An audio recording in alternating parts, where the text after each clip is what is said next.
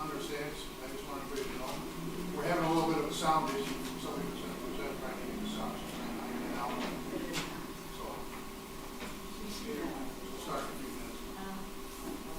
So my plan right now is I'm going to call you from this number, and then I'm going to put this phone up to. Oh, wait, so let me see, is there a phone number to call in, please? Let me try and call them again. Thanks.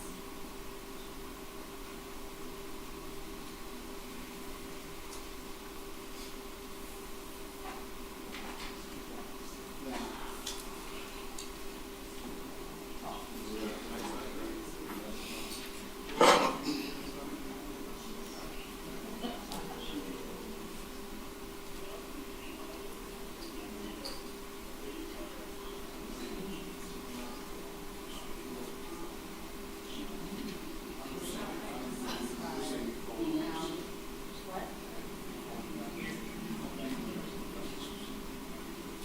Okay, can you guys hear me now?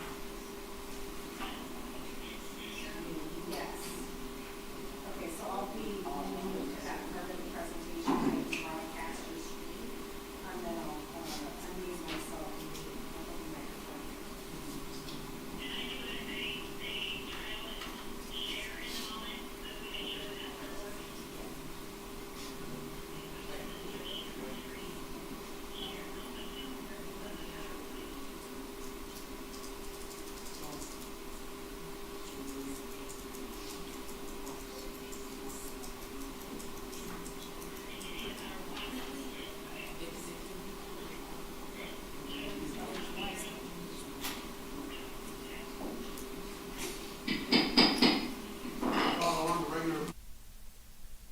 We'll call to order the regular meeting of the East Point Community Schools Board of Education at 6:33. Secretary, could you please call the roll? Mr. Grunberg, Here. Dr. Early, Here. Mr. Williams here, Mr. Roscoe, Here. Mrs. Rayford, Here. Mrs. Richardson, Present. and Mrs. Grunberg. Here. Okay. If we could all stand. If I can do And that. make sure everybody stand up before you go. I pledge allegiance to the flag of the United States of America and to the republic for which it stands, one nation, under God, indivisible, with liberty and justice for all.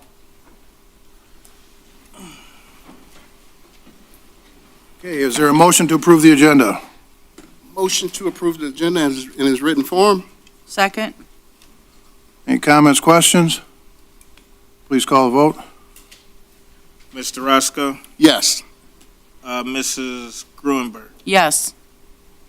Mr. Grunberg, Yes. Dr. Early, Yes. Mr. Williams, yes, Mrs. Rayford, No. Mrs. Richardson, Yes. Motion carries. Is there a motion for consent agenda? I make a motion that we accept the consent agenda as presented. Support. Questions, comments? Please call the vote. Dr. Early, Yes. Mr. Roscoe, Yes. Mr. Grunberg, Yes. Mr. Williams, yes, Mrs. Rayford, No. Mrs. Richardson, Yes for approval and support. and Mrs. Grunberg. Yes. Motion carries. Next, we have superintendent's report. Superintendent Gibson.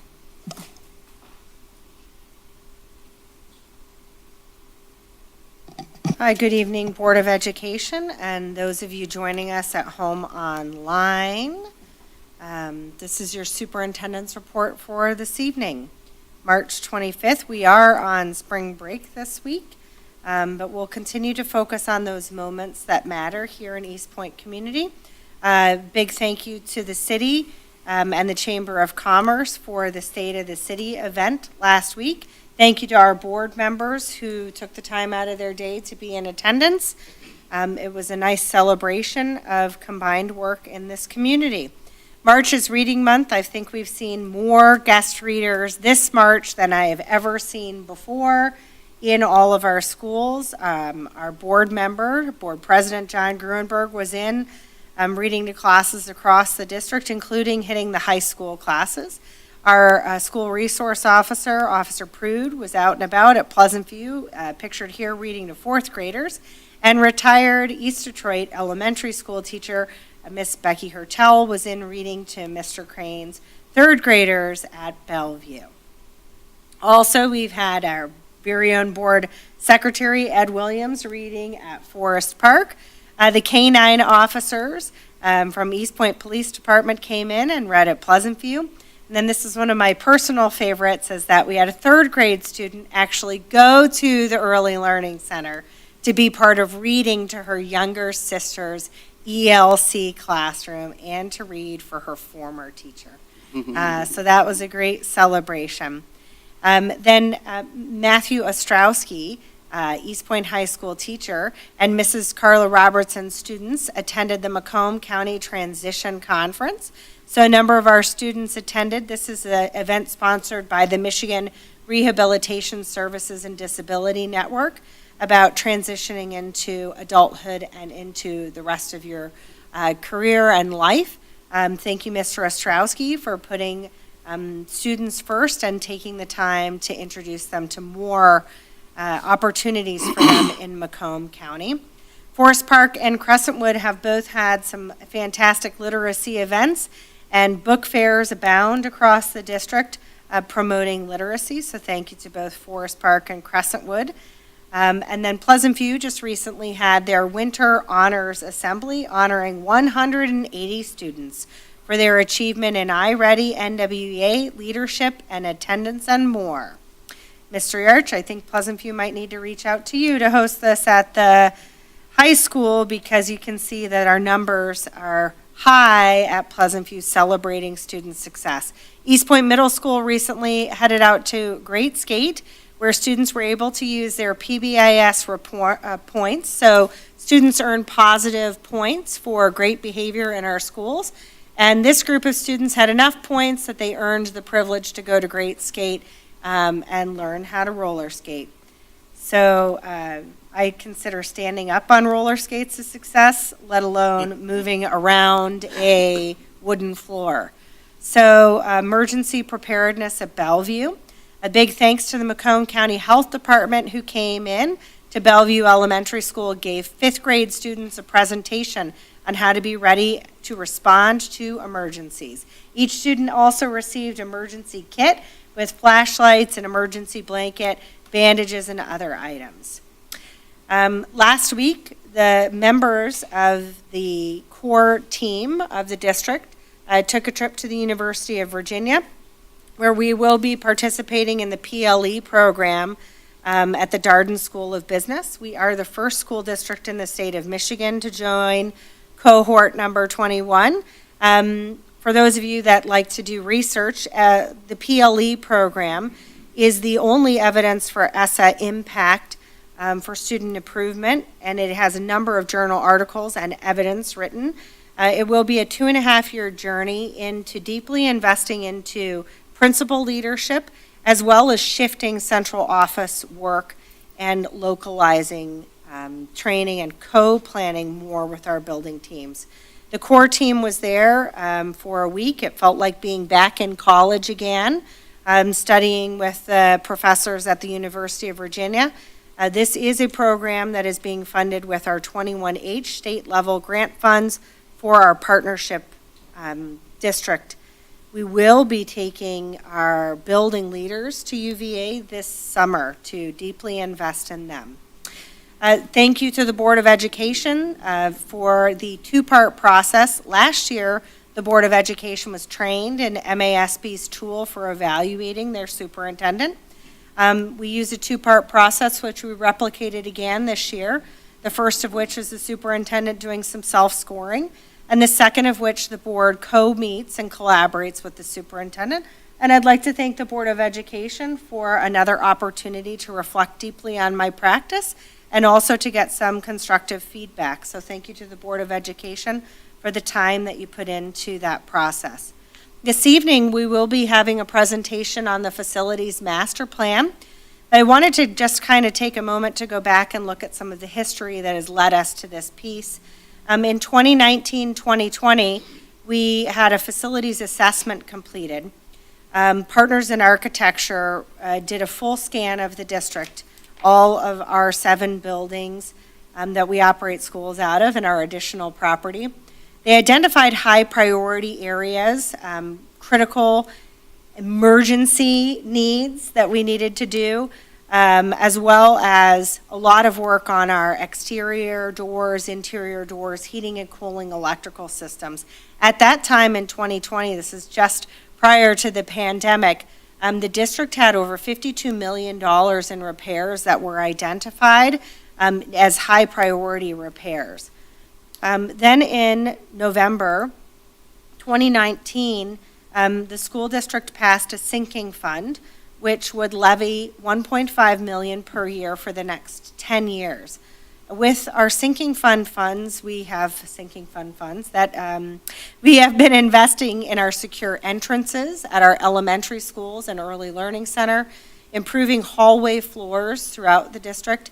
We also had a big focus on the marquees and the extra safety measures with our sinking funds. Then we had the infusion of additional funds with the ESSER 3 ARP. It came in 3 installments, 1, 2, and 3. And the district, again, capitalized on a number of the critical high priorities that were identified in the original facilities assessment plan. So bathrooms were remodeled, classroom flooring was done, asbestos abatement occurred, classroom casement work and millwork. Then those ESSER funds also supported the district by pouring deeply into the learning loss. We were required to spend 20% on learning loss, and this district has really focused on getting guaranteed and viable curriculum in all of our content and grade level areas, as well as additional support for students. We used a lot of our ESSER funds for additional staff, RBTs, and BSBAs for our younger grades, as well as a staff retention bonus. We're all part of those ESSER funds. So this kind of set the stage for the facilities master plan that we'll hear more about this evening. But again, that work began in 2019 and 2020. Then the district applied for, and thankfully was supported by our voters, for our district bond in August 2023. This was a time-sensitive ballot initiative because 3.5 mils were about, the pay down rates were about to come off. So we wanted to keep that current. So we did go to the voters for an election in August. The planned work was HVAC, technology, parking lots, roof repairs, a CTE culinary kitchen and playground equipment at the buildings. After the bond was approved and we started to look at the $36 million in the bond, we felt that it would be in the best interest of our organization to dig in deeper and to better understand and to come up with a 50-year plan for this community and the use of our schools. So we did contract, this board approved a contract formerly with Cooperative Strategies in October of 2023 to develop a long-term master facilities plan. This is part of Goal 5 in our strategic plan. This evening, Wolpert will be here to make recommendations for community input. These are not final decisions. So what you will hear tonight is a number of proposed possibilities, none of which are final moves. These are all multiple opportunities for the community to have input. So these plans will be presented, including the possibility of staying the same, but are not final pieces. So what we hope to have happen after the presentation this evening is to engage everyone in our community, staff, parents, families, alum if they so choose, in what new plan might come or where we lean the most. So the board will not be making a decision tonight. We will merely be hearing 5 possibilities. There will be opportunities for community input prior to any decision that is made by the board. So I just want to stress with all of the viewers at home, as well as the board, these are not decisions tonight. These are opportunities for community input, and these may take us down a path of which we haven't even planned, right? So there may be feedback that takes us in a different direction. But tonight, again, we'll be hearing possibilities, not final plans. Upcoming events, this is spring break week. We do not have school this week. April 4th, we will have a cleaners distribution at East Point Middle School, 11:30 a.m. Our next Board of Education meeting will be a regular meeting here at City Hall. April 16th, there will not be school for students. April 17th will be the first Facilities Master Plan input session. It will run from 4 o'clock to 6 o'clock p.m. at East Point Middle School cafeteria. Then we will have a second Facilities Master Plan virtual input session from 1 o'clock to 2:30 on Friday, April 19th. We are doing it during school hours to allow secondary students an opportunity to participate and to lift their voice in input on the Facilities Master Plan. Next, I'd like to invite Athletic and Activities Director Russell Ball up to the podium to give the board and the community an update on some of the work that Mr. Ball oversees. So welcome, Russell Ball. All right. Good evening. On behalf of the athletic department, I'd like to thank Board President Gruenberg, the entire board, Superintendent Gibson, her entire central office staff, the entire staff of the district, as well as our parents, community, for all the support that they give athletics. What we do in athletics is not possible without all of you. Can you check your microphone, Mr. Ball, because it doesn't sound like it's on? You should see a green light. There is a green light. Okay, you might just need to get a little closer. All right. Let's see, is that better? Yes. All right. So once again, thanks to everybody for supporting what we do in athletics. What we do is not possible without all of you. So we'll break down some of the numbers to get us started on our participation levels in our sports. In our winter sports, we fielded 9 teams. Competitive cheer was where we expanded this winter into an area we have not done in a number of years. So we offered 9 total sports, competitive cheer, boys basketball at the high school and middle school, as well as girls basketball, wrestling at high school and middle school as well, high school bowling, and then middle school sideline cheer. We had a total of 131 athletes participate in winter athletics. We had 2 athletes participate on more than one team this winter. So I'm looking forward to seeing what we have for spring, but you can see our sports breakdown by sport. There we go. At middle school and the high school level, boys basketball continues to drive the majority of our numbers. Our participation relative to volleyball was down. For girls basketball, that's where some of the loss in participation came from, as well as our cheerleading teams. Competitive cheer didn't draw as many athletes as sideline cheer did in the fall. So you see some of our total numbers are down a little bit relative to fall. We just had some larger sports in the fall than what we have in winter. But looking at all of our individual teams, the middle school, we had a 7th grade and 8th grade basketball team for boys, just 8th grade for girls. Our boys team, we were able to send to the Best of the Best tournament over Christmas break at that was at Loyola High School. They finished tied for first in their pool play. Because of the tiebreaker, though, they were regulated to second, so they didn't get to advance in the championship rounds, but they did performed very well and represented East Point incredibly well at Loyola High School for that tournament.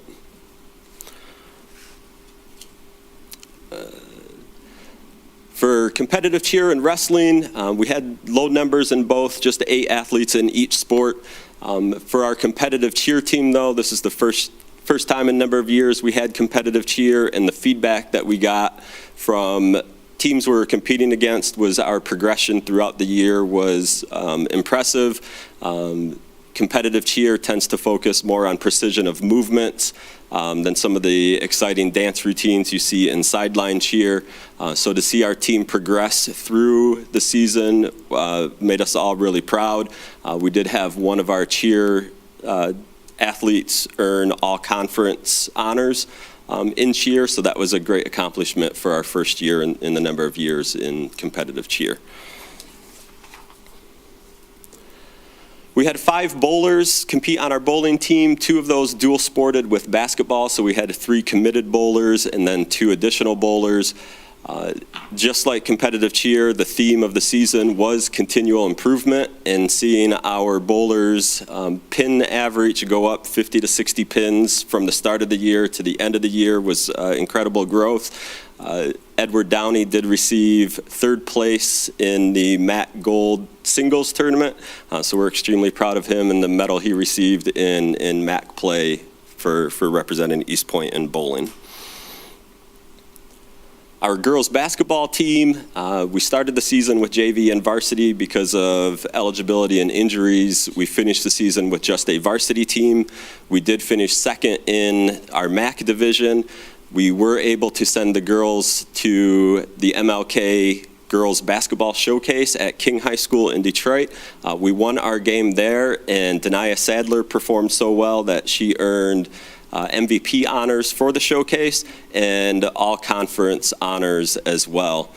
She's a junior coming back for her senior year next year, so we should have some great things from our basketball program, girls program next year. Our boys basketball team, we did field a freshman, JV, and varsity squad.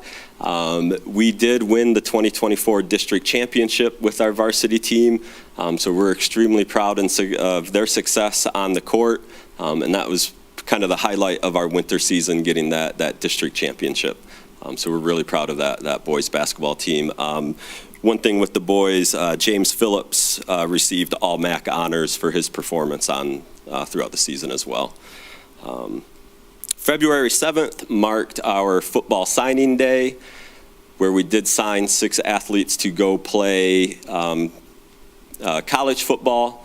The majority of them signed with Community Christian College here in Detroit, so a local junior college, so they can get their start in athletics as well as continuing their academic endeavors as well.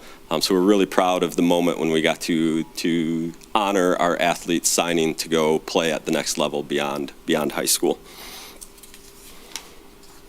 So looking ahead to spring sports, track and field is the only sport we offer at the middle school level for spring. We have boys and girls track at high school as well as the middle school level. We have softball and baseball coming up. Fortunately, we were just able to find a baseball coach, so we should be starting that season here shortly. We'll also have golf as well as starting a tennis club this year. In years past, they've attempted to do tennis as a varsity sport. Last year, my understanding is the coach quit right at the start of the season, so we didn't have varsity tennis, in which case our numbers were low anyways. So we're taking a club approach with tennis right now. We're opening it to boys and girls, where they have the opportunity to learn how to play tennis, do some inter-squad matches within themselves. We're going to look at scrimmaging some other teams as well, but it'll be a non-MHSAA sponsored sport. The idea is that we want to gain interest in tennis, teach some of our athletes how to play tennis, so next year we can return it as a varsity sport, hopefully for both boys in the fall and girls in the spring as well. That's why we have it open to boys and girls right now. So that's what we're looking forward to as far as our spring sports coming up. We are also continuing our partnership with the Boys and Girls Club. They currently have a total enrollment of 273 students, and they see an average daily attendance of 130. We have been able to get some of our busing sorted out, where we're direct busing 35 of our students directly from school to the Boys and Girls Club after school. And now that we have the process finalized for that, we can really look at making the push to expand to get more of our students going directly to the Boys and Girls Club. We did have the opportunity to go through the ribbon cutting ceremony for their new esports lounge that was sponsored by the Red Wings. So some of our students got to meet a couple Red Wings players. That's Kevon standing next to Michael Rasmussen as they're getting ready to cut the ribbon. And then we have some of our students playing on the new equipment for their esports lounge at the Boys and Girls Club. So there's some great opportunities for our students to get some enrichment beyond school hours at the Boys and Girls Club, and we're going to continue to make that push, and busing will really help with that. Summer school, we're doing the Summer Discovery Program presented by United Way and Balmer. We were able to get a grant for that. Superintendent Gibson just got confirmation on Friday that we were to receive about $786,000 to support our summer school programming.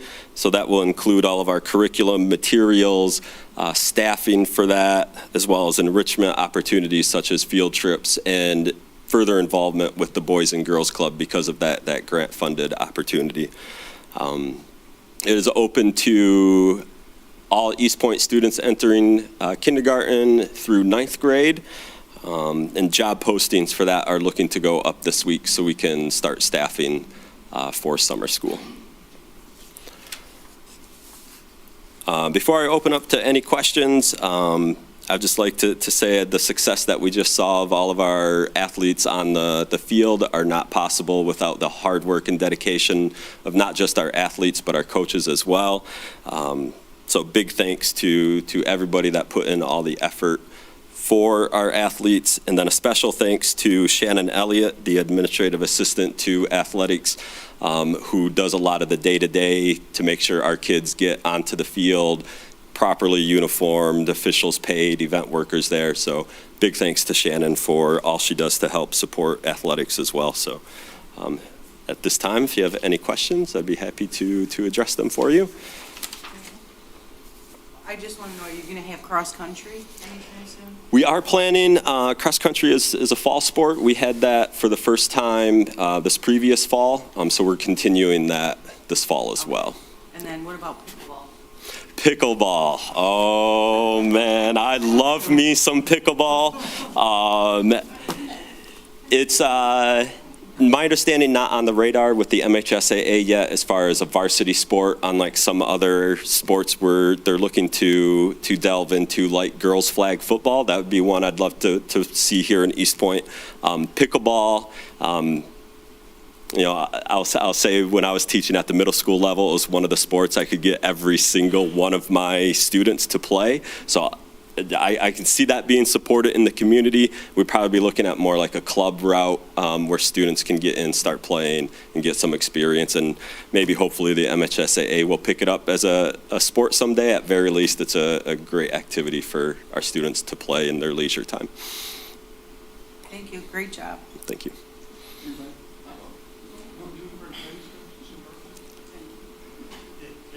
My question is softball. Mhm. When can you let us know when the softball what the schedule is?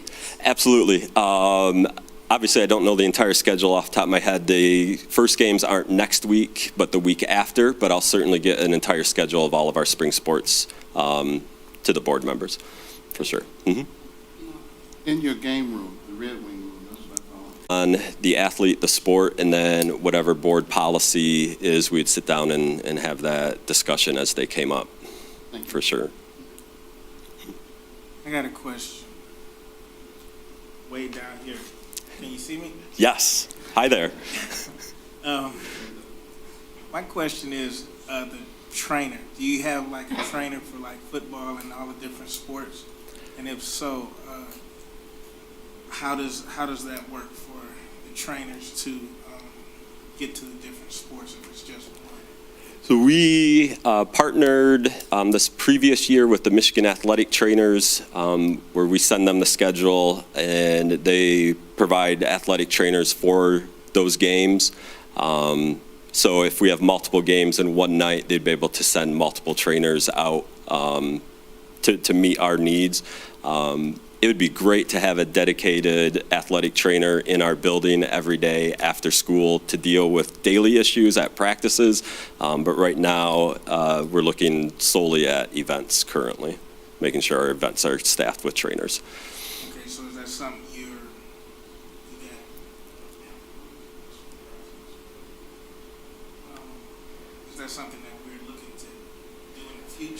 Yeah, it's going to take a lot of looking at the budget and seeing what we can allocate for those services. Mhm. My question is more related to academics. Mhm. Has there been an issue with students keeping up their work, the schoolwork, or has that impacted some people falling off of athletics?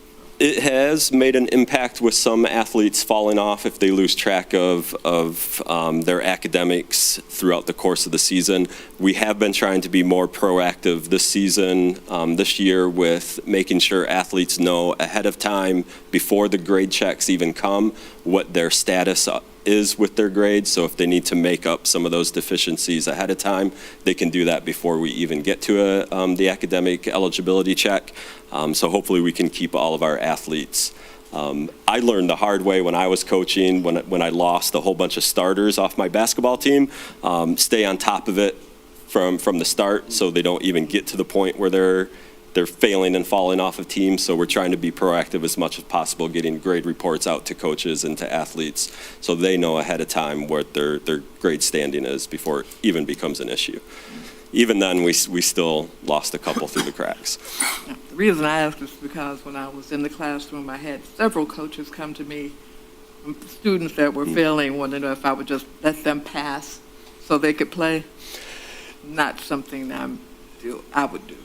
Nope, that is not something we do either. We take our academics very seriously. Right now, we follow the MHSAA standard for eligibility checks. The initial eligibility check at the start of the season, and 10 weeks into the season is the next eligibility check. Our coaches do have some flexibility to put in more stringent requirements if they choose, but for right now, we're primarily going with just what the MHSAA mandates. Okay, wish you well. Thank you. I have one, and then it's kind of go on to what she says.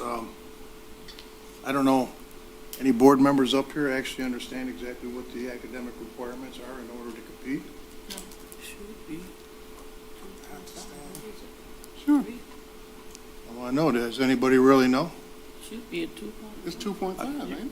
I think I do. Why don't you explain to the board what a student has to be achieving academically in order to participate in athletics? And this is statewide. So the MHSAA has basically two standards. They have previous academic term requirement. So like right now, we're getting ready to start our spring sports. All the athletes need to have passed 4 out of their 6 classes from the previous semester. So even though we're however many weeks into second semester, we still go initial eligibility back to first semester. So if they aren't passing those 4 out of 6, they're ineligible. And they need to go through a credit recovery program to make up some of those. If they are deemed eligible, the next eligibility check comes no more than 10 weeks into the season. And we look at grades at that 10-week mark. If they, again, 4 out of 6 classes is the MHSAA standard. So if they're passing 4 out of 6, they continue out the season. If they are at that time only passing partial out of those 4, maybe 2, 3 classes, they'll go on a week-to-week check where they're ineligible until the next check. At that check, if they're up to the 4 out of 6 standard, they're immediately eligible to start playing. If they continue to be deficient, then they just go week to week after that. And just to clarify, just a little bit further, well, this is statewide, and I want to make sure that I don't believe in putting any of our students on we need to be on a level playing field with every other district, so we should follow the state just like everybody else. But when you say passing, what grade is that? D. What? A D. D. A D is considered D. passing. D. But what I'm saying is that everybody understand that in order to compete in athletics in the state of Michigan, be eligible. And I kind of wish they would raise it statewide so everybody was on the same playing field. But you have to be getting a D in 4 classes. And you have 6 classes. What to me, that means mathematically, is you could actually be below a 1 point, grade point average and still be participating in athletics. So they don't go by the GPA anymore. Am I correct?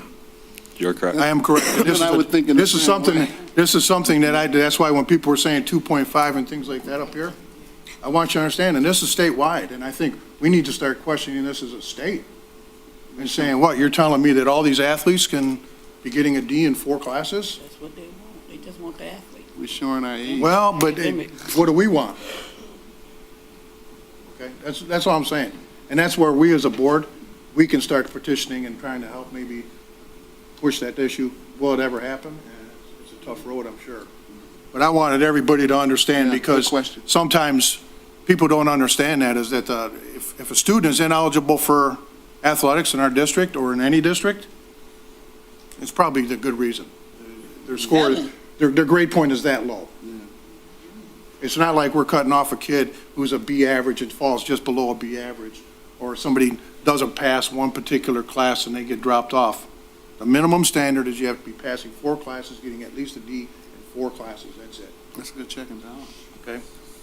Surprising? It is, because we're Surprising? still stuck on the. And at one time, we considered raising it in our district, but it creates an unfair playing, doesn't it? I mean, Yeah. Fair all the way and then what ends up happening is you just chase students away to other districts where they don't have to meet that requirement. So it's a precarious situation, and I wish the standards were a bit higher. Can I get the last final question? I knew that because of DPS and the fact that, like I said, I had students who did not have a D, and yet their coaches wanted me to pass them on so they could play. And I'm like, oh. Well, I have never, I'd tell you honestly, I don't know of it here happening at this school district, but I have heard of it happening. Yeah. I have heard of it happening. On a safety note, safety for all our athletes and students, I would call it a defibrillator. What is it called? Defibrillator. Okay. Are they installed, and what's the distance, and are they accessible to all the students? Yes, the AEDs we have stationed in secure boxes outside of each gym at each location that our athletes are participating in. And then we have a travel AED as well that I know our football coaches traveled with it during football season. Our track coaches are going to travel with it during track season. It was just tested and certified, so it's still usable. But yes, it is something that we're going to have in our coaches travel with. Thank you There's so some much. kind of legislation that just came out about that too. Yeah. Yeah. And they are, right. Yeah. It Yeah. came out, but yeah. I would just I remember reading strongly it. suggest that anybody has the opportunity to get training and using an AED, Yeah. Yeah. please do so, because it's fairly simple training. It's not that complicated, and the machine itself is pretty It tells you where to go. self-explanatory. Yeah.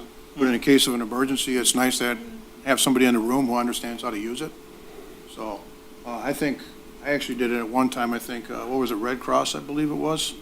Isn't Red Cross right off of 696 at some point, I think? Or there's a Red Cross Yes. building? She said They yeah. had training though, didn't they? But they offered, Yeah. I think I got it for free. I was Yeah. coaching something at the point, and I thought it was incumbent upon me to at least know It the was equipment. last year, I think, training. Great job. Thank you. Okay, fantastic. Anything else? Thank you. Okay, that's the end of the superintendent's report. Next, we have hearing of the public. Does anyone wish to be heard?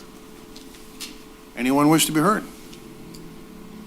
Seeing none, we'll open and close that at 7:11. Discussion action, Board of Education, Superintendent's Evaluation. I would move at this time that the board approve the superintendent's consensus evaluation as presented. Is there support? I just want to make the point at this time that we use the appropriate process in order to develop and get to this consensus as a board. As board members, we aren't necessarily voting that it is our exact evaluation and every score is exactly what each individual board member wanted. This is a consensus, okay? Every board member had their opportunity to have their voice heard and have their input into this evaluation as it is. So that's why I actually added the word consensus, because I wanted to make sure that this is not individual evaluation created by any individual board member. This is a consensus evaluation by taking the input of all the board members and coming up with this evaluation. So that's why I put that word in there. Just want to make that clear. Any other questions or comments? Please call the vote. Mr. Grunberg, Yes. Mr. Roscoe, Yes. Dr. Early, Yes. Mr. Williams, yes. Mrs. Rayford, Yes. Mrs. Richardson, Yes. Mrs. Grunberg. Yes. Motion carries. We want to go to 2 while you, you got them? You got them lined up? Okay. Okay, business operations, facilities master. Plan. First, I'd like to introduce to you the team from Walford that will be speaking this evening. Carrie Ann Wolf, David Sturts, and John Beckelheimer. And I just want to point out to the community, as well as those who are joining, I've got the sound quality coming through on my phone, and then the presenters are on the screen as well. So there may be some duality in the phone. But welcome to the team.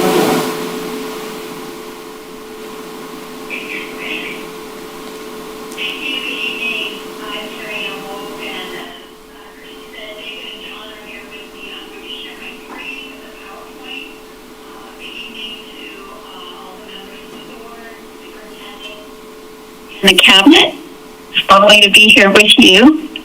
Let me get my PowerPoint up.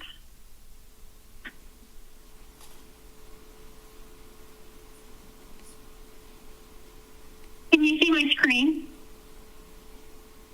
Yes. Yeah, we can see it. Okay, very good.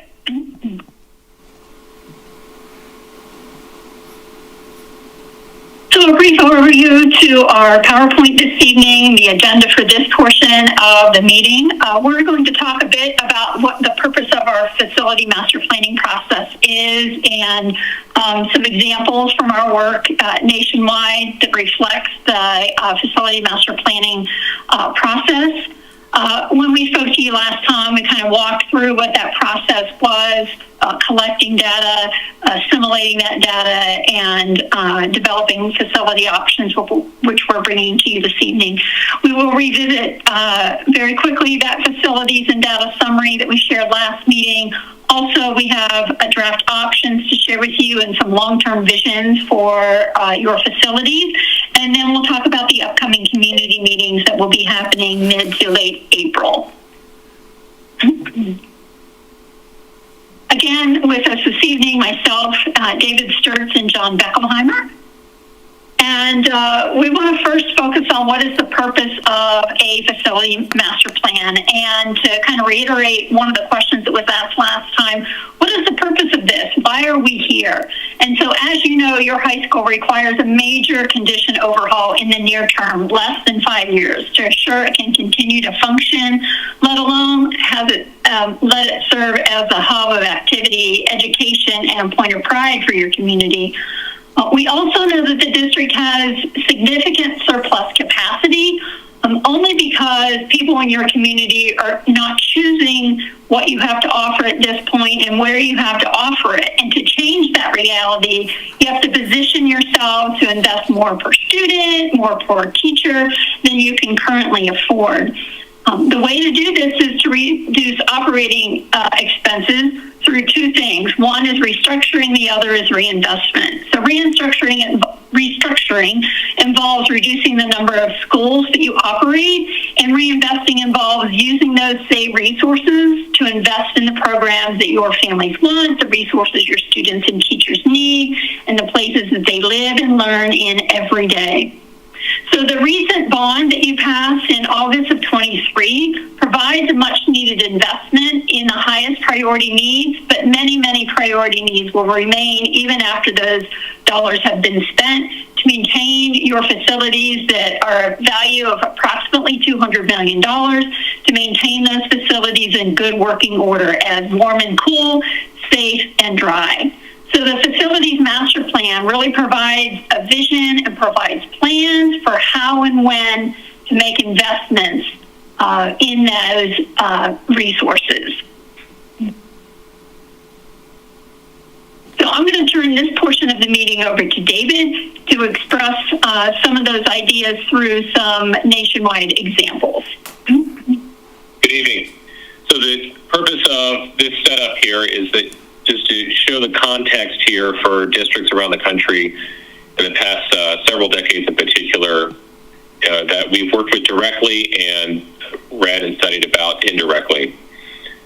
So many districts, particularly densely populated districts, have a portfolio of schools that were built on average 60 plus years ago for a population that was booming during the baby boom when there was a lot of industrial jobs that simply don't exist anymore. These areas, like yours, have been built out, meaning there's not a lot of land for new development and new housing growth. And population has aged, demographics have shifted, population's shifted, the jobs have changed, but the schools still stay the same. The schools stay where they are in many cases for 100 years as you're coming up on for your high school. And yet they require often a significant amount of investment to maintain them at a high level of quality, warm, safe, cool, and dry, and educationally adequate. That's usually about 2% of the present replacement value over 50 years. And I think Carrie Ann has shared that statistic with you, and that, really is a big gulf between what most districts like you have been able to afford in their facilities and what the needs have been. So that's what we call deferred maintenance as that piles up. Meanwhile, as the population stagnates and then declines, that population, of course, is tied to your revenue. Your revenue is going down. Meanwhile, the costs to operate are going up. The costs of the facility needs are going up. And this statistic over this graph to the right is using the National Center for Educational Statistics data, where I've queried up districts by different sizes in small to mid-sized cities, rural, urban, so on and so forth, over the available data in the system. And what has shown to me is, and I've seen this in our clients firsthand, the expenses per pupil are going up over time. Why? Because we want to offer wraparound services. We want to offer interventions and personalization and extracurricular, holistic education, arts, music, science, sports, athletics, all the things that we want for our kids as learning experiences in and outside of the classroom. Well, those expenses go up, particularly when enrollment's going down, revenue's going down, and it's just the revenue is not keeping pace, and this is a rate of change over time with the expenses, particularly as enrollments decline. And while most districts can handle that for a brief period of time, it's chronically, when that's been going on chronically, a lot of the clients we're working with are just in this corner here where you're not able to take care of the buildings the way that you want to from a investment standpoint, rebuilding, renovating, and the like, which really typically happens based upon the life cycle of the building and its systems, should be occurring every 20 to 30 years, a major renovation to take care of your major systems and upgrade. Next slide, please. So that's the context. And here's this graph to the left showing that Carrie Ann shared with you in the past about what the 2% industry model would suggest about investments in the buildings and what you've been able to incur. So the path out of it, out of a mounting deferred maintenance that you'll never be able to take care of, and a portfolio of schools that quite literally stretches the budgets thin, and too thin in many cases, for the kind of investments you want to make in your kids and your programs, is to sit down and say, okay, well, what is it that we want to offer? What is this quality offering that makes sense in our community? And how much does it cost to operate that? Based upon the FTEs, the full-time staff, and what are the building environments that we want our kids to operate, to live, and our teachers to live most of their days in, Monday through Friday, what do we want for them? What does that cost? So that's what we want to look at. What would it cost to really renovate or replace some of these facilities that are past their prime.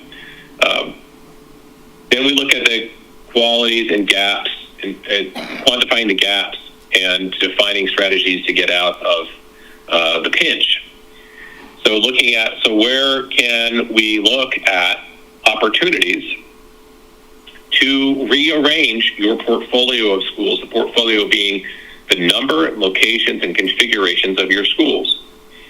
And given the capacities and enrollment, are we able to reconfigure the portfolio so that you are able to have more dollars per capita in these facilities?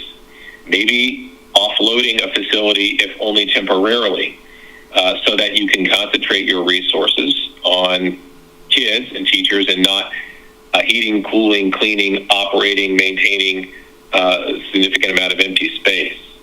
When we look at utilization and underutilization, that's not so much that's not really a problem in a vacuum. But what we see is underutilization indicates that your budgets over time get overstretched, and that it makes it difficult to operate a facility, to operate the programs as you want.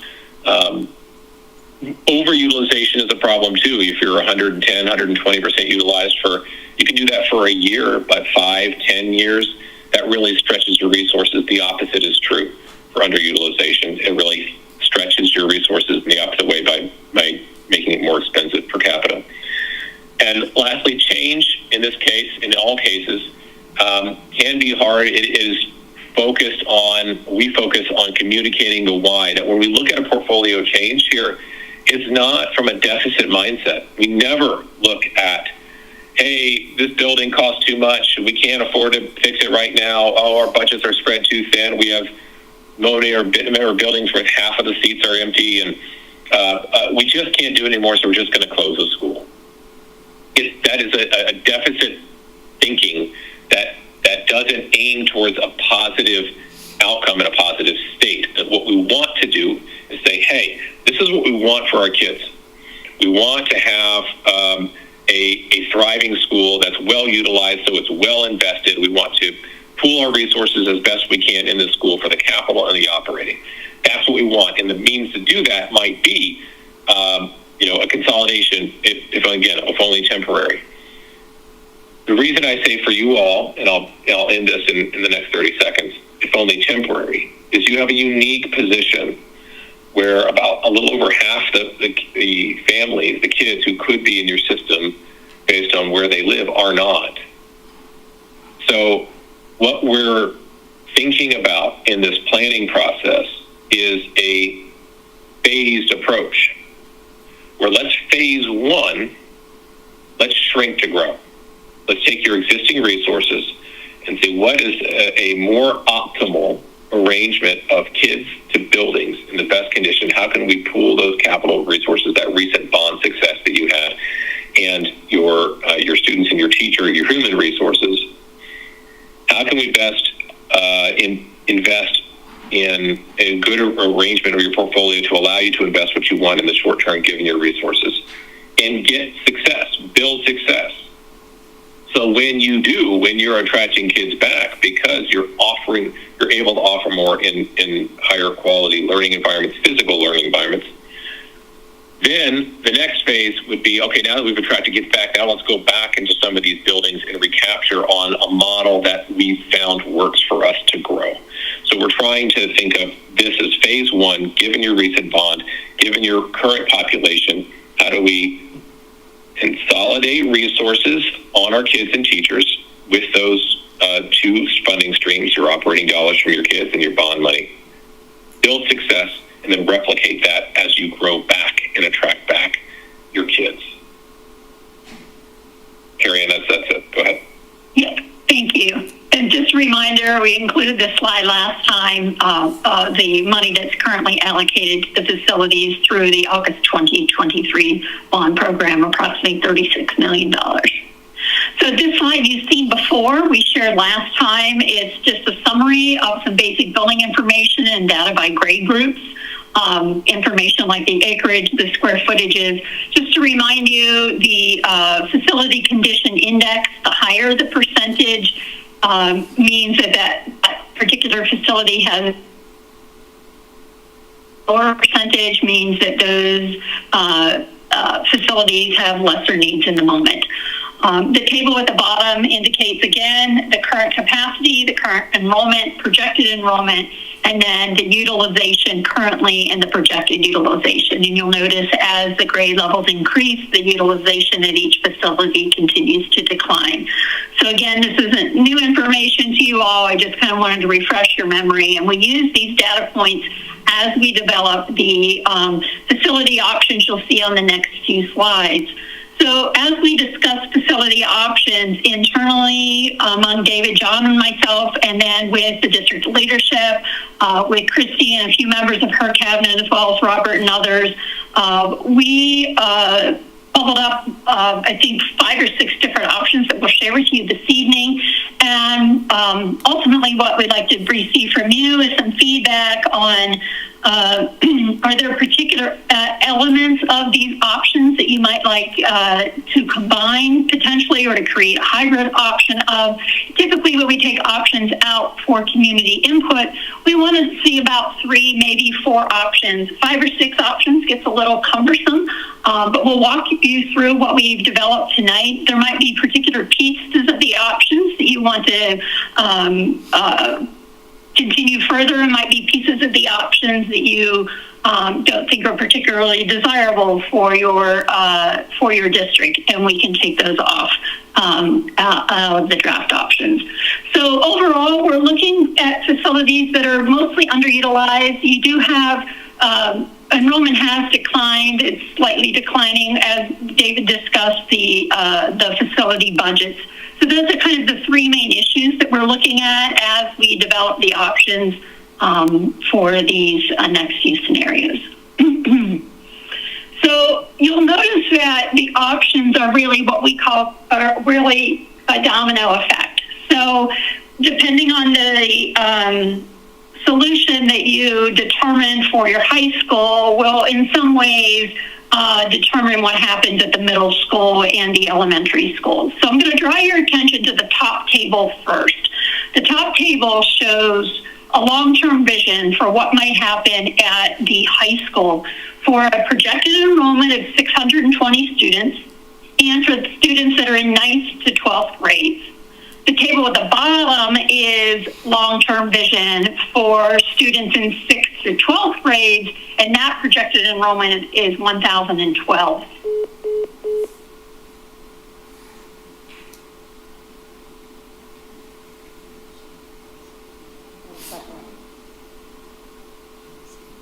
Carrie Ann, just pause for a minute. We lost our cell phone signal draft.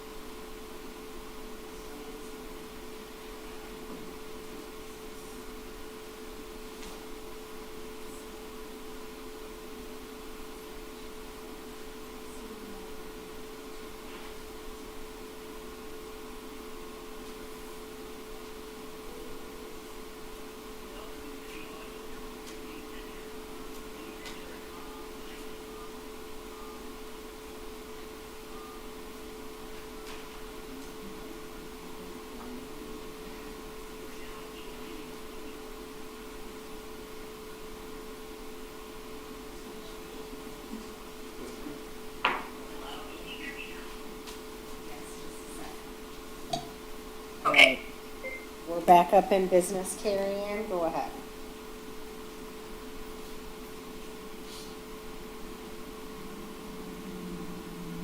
Okay, Carrie Ann, go ahead. Okay, thank you.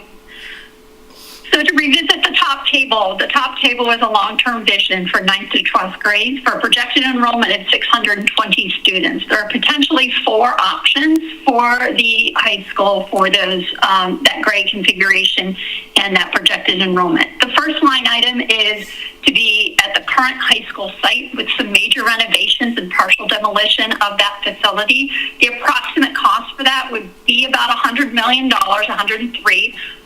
The capacity of that facility would shift a bit with the partial demolition to 2,324 students, and that would be a utilization of about 27%. The next line is to construct a new high school, a new land to be determined, so that actually would be new construction, and then the need to purchase additional land for approximately $59 million. For a projected capacity of 682. So why is that 682 different than the 620, you might be asking? The 620 is the projected enrollment. We always allow for a load factor for the facility of about 10% or so. So we add about 10% to the facility to allow for some potential growth, which allows us a utilization of 91% at that facility to build new. The next line item says to renovate and build an addition at Bellevue Elementary School. So that would call for a moderate renovation of that current facility with an addition to accommodate the additional population. That would be approximately $49 million, again, for a capacity of 682 and a utilization of 91%. And the final item on this table is to convert the middle school. We would need a moderate renovation of that space. The cost would be approximately $28 million, and the capacity of that middle school is 1,216 students. With the enrollment of 620, you would have a utilization of about 51%. So those are the options for the high school or 9th through 12th grades. The next table is all of the same sites, the current high school site, constructing on new land, building and renovating at Bellevue, and converting to middle school with the same actions for renovations, new construction, renovations and additions. The costs, however, are slightly different. If you look at the costs, for example, if you were to place 6th to 12th grades at the current high school with a renovation and partial demolition, the cost would be the same because you would be dealing with the same facility, the same amount of square footage. However, the utilization would go up from 27% to 44% because you're loading it with more students. To construct on new land, the cost would be higher in this option because you're building for more students. You'd be building for seven grades, grades 6 through 12, and therefore you would have a capacity of 1,113 as opposed to the 682, so the cost would increase. The same would be true if you were going to renovate or build new at the Bellevue Elementary School. You would need a moderate renovation of the current facility and a larger addition for a higher cost. And then to convert the middle school for that population, it would be the same as the first option because the middle school already has a capacity that would accommodate that population, the 1,012 students. So that would be an efficient utilization of that facility at 83%. So depending on the grade configuration that is determined for this level, whether it's a 912 or a 612, will in large part have a domino effect or a trickle effect on the other facilities and the other grade configurations. So as you can see here, 2 of the options use other facilities in the district to accomplish housing the 912 or the 612. So Bellevue Elementary School, for example, and the middle school are both used in 2 different options here to accommodate the 9 through 12 or the 6 through 12. So again, depending on what option is selected here, would have a domino effect for the other options. So we'll switch to those here now and kind of walk you through what some potential options would be for the other facilities throughout your district. So option 1 could be 3 to 4 pre-K-5 elementary schools. So again, that's 3 to 4 pre-K-5 elementary schools in one 6-12 school. And so what this option does is it consolidates your early learning center, and instead of having 2 facilities that are K2 and 2 facilities that are 3-5, instead we're bringing those grade levels together in a single in one facility. And so you would potentially have 3 buildings that were pre-K-5 or 4. In this option, the action would be to close, and as David mentioned, that would be potentially temporary until your some of your constituents return in district. The middle school, again, the middle school space could close temporarily. Then in this option, you could convert 3 or 4 elementary schools to pre-K-5 and with some major renovations. 1 elementary school would potentially close if you choose to do 3 or 4. And then the 6-12 option, again, you'd have to reference back to that previous slide. In this option, you could choose any one of these 3 locations for a 6-12. You could convert the middle school. So instead of closing it, you would actually be converting it to the 6-12. You could renovate the high school for the 9-12 population, or you could build new. And in order to get those costs, again, we would just go back to the previous slide. So you can see the cost for those actions in the cost column. Depending if you keep 3 elementary schools or 4 would determine the cost. So 3 elementary schools would be approximately $30 million, approximately $40 million for 4 elementary schools. And then the capacity would shift as well, depending if you're keeping 3 or 4. The enrollment, your projected enrollment for those grade levels, the pre-K-5 is 1196. And again, the utilization would shift. If you keep 3 elementary schools, your utilization would be 83%. If you keep 4 elementary schools, your utilization would go down to 61%. The cost, the capacity, and utilization at the 6-12 grade level would vary depending on the option for that grade level that you choose from the previous slide. And then there is a variant on this particular option. A variant could be, instead of simply closing the early learning center, you instead could use Forest Park as the early learning center, and then you could have 3 K-5 elementary schools. You'll see that that also can be a variant on the next option that I'm going to share. So the second option is to have an early learning center. To have, so you would have your your pre-K population served in an early learning center.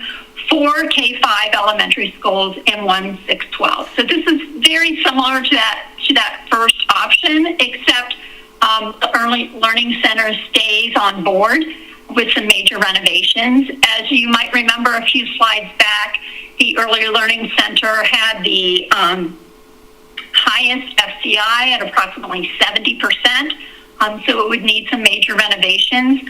We would convert the elementary schools in this option to K-5 schools because you would still have the early learning center in place.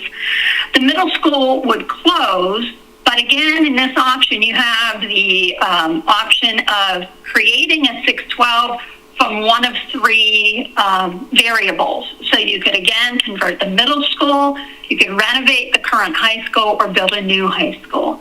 And again, a variant could be to use, instead of the early learning center as it exists, You could convert Forest Park to the Early Learning Center and then have 3 elementary schools instead of 4.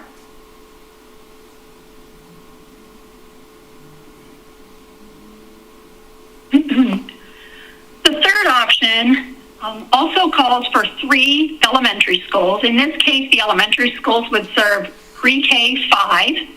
There would be 1 6-8 middle school and 1 9-12 high school.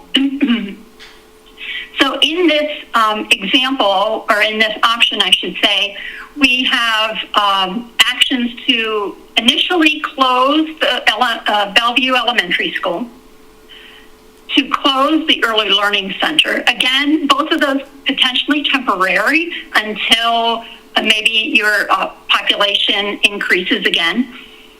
Converting 3 of the remaining elementary schools to pre-K 5. Keeping the middle school with a moderate renovation for grades 6 to 8.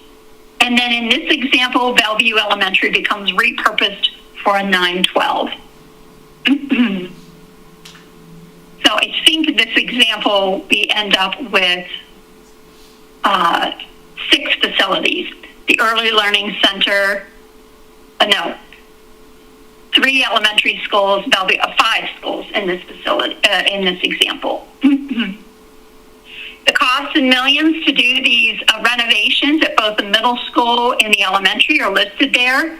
Again, the capacity, depending on which 3 elementary schools you convert, would range from $1,425 to $1,535. The enrollments are listed there. Those are projected enrollments. The projected enrollment district-wide is 2,208. And then again, the utilization varies depending on which elementary schools you keep operating.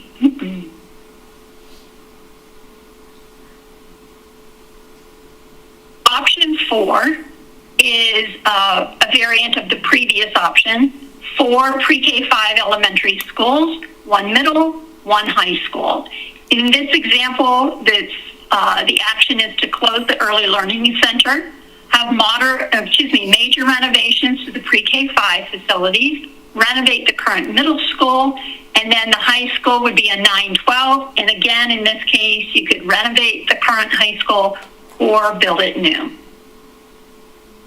You may have already noticed, and I should have brought to your attention previously, that as we move from options 1, 2, 3, 4, and then we'll get to 5 in just a moment, that the cost of these options is increasing, and there is a matrix at the end of these where I'll go back and kind of summarize and compare options 1 through 5.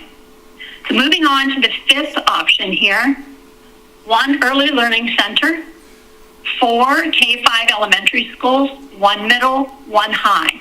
So this is very similar to what you already have in place. The big difference between what you currently have in this option is that you would have 4 elementary schools that are all K-5 instead of having 2 that are K-2 and 2 that are 3-5. So the Early Learning Center and the elementary schools all would receive major renovations. A renovation to the middle school would be moderate, and then a high school, again, some major renovations and demolition. So this kind of keeps everything in place where it is and providing the appropriate renovations to those sites.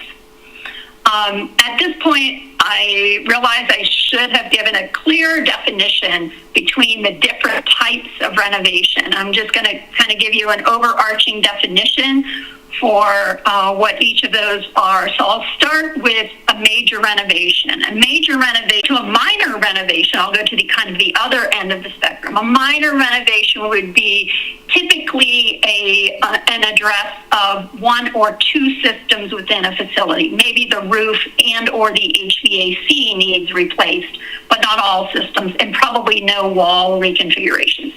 A moderate renovation kind of falls in between the major and the minor renovations. A moderate renovation would be some manipulations of a few walls throughout a facility and a few systems throughout the facility. Not as intense as a major renovation, but not as light of a touch as a minor renovation. So that's kind of the differentiator among the three types of renovation. So then let's take a look at this matrix, which kind of revisits all five of the options. And along the left-hand side indicates the campus. And across each column, it indicates the particular action that we might take in each of those options, as well as at the bottom, giving the total cost. And that total cost only includes, for this matrix, we're only including the costs of what would potentially happen to the elementary schools and in some cases the middle school, because some of these options would take into account modifications at the middle grades level. So you'll see option 1 is the least costly, depending again whether you choose 3 or 4 elementary schools in which you choose to keep operating initially, between $30 to $40 million, and then the cost of the options increase. Again, as you keep more facilities operating year after year, the cost of renovating those facilities exists, and then the cost of maintenance also would make option 5, for example, be a more costly option long term, because you'll need to operate those facilities long term. So in reflecting on each of these options, the cost of these options will also increase, again, depending on the high school option that's selected. Remember the high school options back on that very first slide when I talked about long-term vision for the high school, whether it's a 912 or a 612, and whether they're serving 620 students or 1,012 students.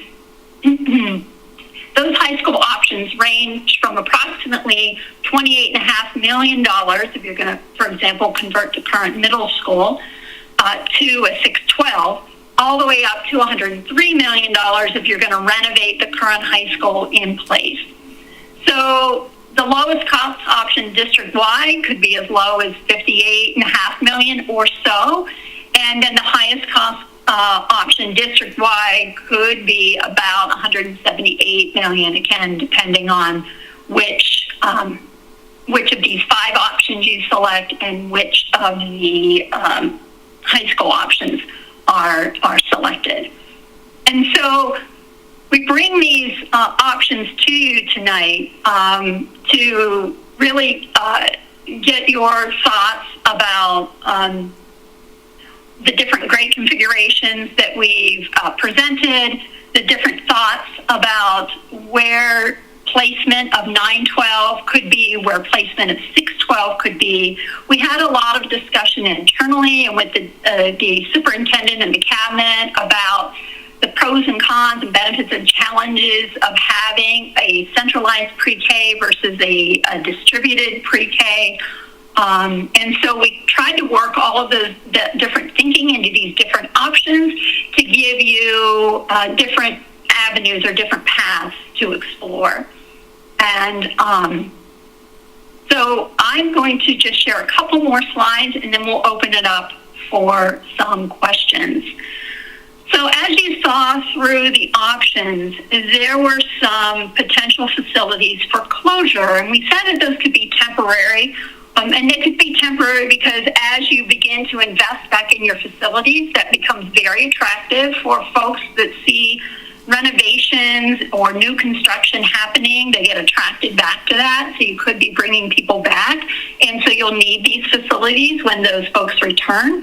Or there might be a case of once a facility is closed, you have the option to be creative with how these facilities serve other needs in the community or other needs the district may have.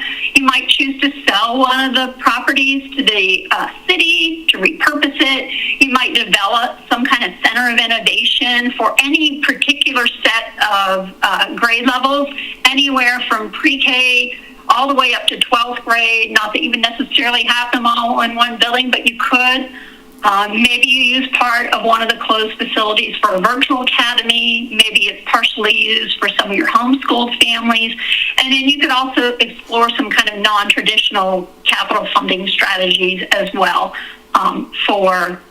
for your potentially closed facilities. So I do want to talk to you about the upcoming community meetings in mid-April to late April.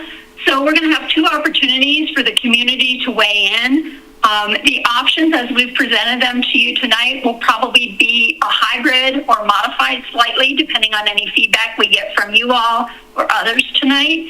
But we'll bring the options to the community on Wednesday, April 17th. It will be an in-person meeting. Folks could come from 4 to 6. It will be at the cafeteria at the middle school. And in that meeting, we'll do a presentation similar to what we've done tonight. We'll also have an electronic survey for folks to fill out during the meeting. And for folks that can't attend that meeting, we'll have a Teams meeting, much like we're doing here tonight. But we'll have a Teams meeting on Friday, April 19th from 1 to 3. Part of the thinking of having that meeting on that day during that time is that students could also participate. Students can participate in both or either meeting, but we thought by having it electronically during the school day, it would also encourage student participation in that meeting. After both of these meetings are held, then we will have that survey link go live, and folks can answer the survey up to a week or so after these meetings. We really strongly encourage folks to come to the meeting so that they can hear the full explanation of the options and really have informed input. We do have small group meetings or small group conversations during the in-person meeting. So we really want to encourage folks to come to either one. And then after the meetings are held, we'll have that survey out there for about a week. We'll collect all of the data back and bring that back to the superintendent and the cabinet to review the results and to develop draft recommendations. And we'll bring those draft recommendations to you all near the end of the school year. I don't think we have a particular date selected for that final recommendations to you all. So with that, we'll thank you for your time and open up the floor for questions. Here we go, so I'm taking off quite a few notes here myself. Does anybody want to open up? You want to do it? Can you hear me? Please cross them off if you hear questions. You mentioned earlier about doing this project in phases. Can you elaborate a little bit more? So the question, Carrie-Ann, your screen is still projecting. So the question is, you mentioned doing the project in phases. What would that look like? So depending on what option is selected, will partially help determine that phasing of the projects. Obviously, as you can see the costs there, the costs will in large part determine the phasing of those projects, and depending on what option is selected, will determine which piece of the project gets selected in the first phase and so on. Thank you. Okay, my question is, can you hear me? I'll repeat it if you Oh. can. Why, I know that the Early Learning Center, to replace it would be one of the most expensive things we do, but why would we move the Early Learning Center to Forest Park? So the question is, why would we recommend moving the Early Learning Center to someplace like Forest Park?